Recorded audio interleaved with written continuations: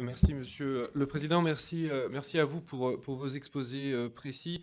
Moi, Monsieur Quatrepoint, vous avez évoqué le rôle de l'inspection des finances dans cette faillite industrielle.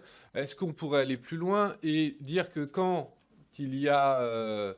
si l'État ne réagit pas, c'est parce qu'il y a porosité très forte entre ces capitaines d'industrie issus de l'inspection des finances et cette même inspection des finances qui dirige Bercy. Donc en gros, est-ce que le pantouflage est aussi une des causes de cette faillite industrielle?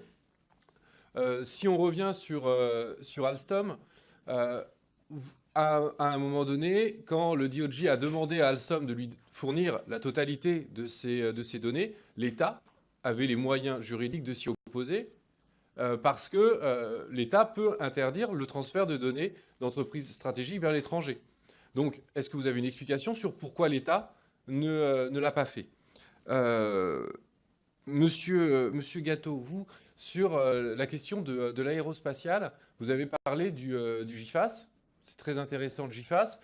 On peut aussi noter qu'il existe le GICAT pour les questions terrestres et le GICAN pour les questions navales, mais que ces trois organismes, s'ils existent, s'ils coopèrent, s'ils se coordonnent, et encore, ils ne se coordonnent pas toujours, sur la question du GIFAS, entre le Rafale et Eurofighter, il n'y a pas eu coopération, mais très clairement, c'est parce qu'il y a la volonté publique d'avoir une industrie de défense, qu'il y a une loi de programmation militaire qui subventionne, on se comprend, qui fournit un plan pluriannuel à l'ensemble de ces entreprises d'un même secteur.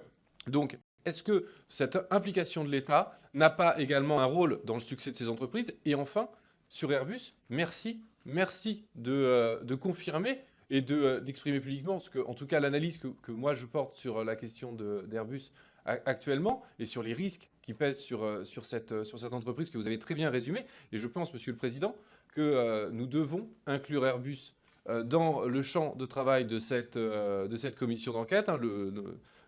Les trois entreprises, vous l'avez bien vu, le nom, c'est bien notamment ces trois entreprises, mais je pense qu'il faut inclure Airbus dans cette commission et ne pas attendre qu'il soit trop tard pour faire une commission d'enquête sur ce qu'il sera advenu d'Airbus, alors qu'aujourd'hui, nous avons encore les moyens d'agir pour sauver Airbus.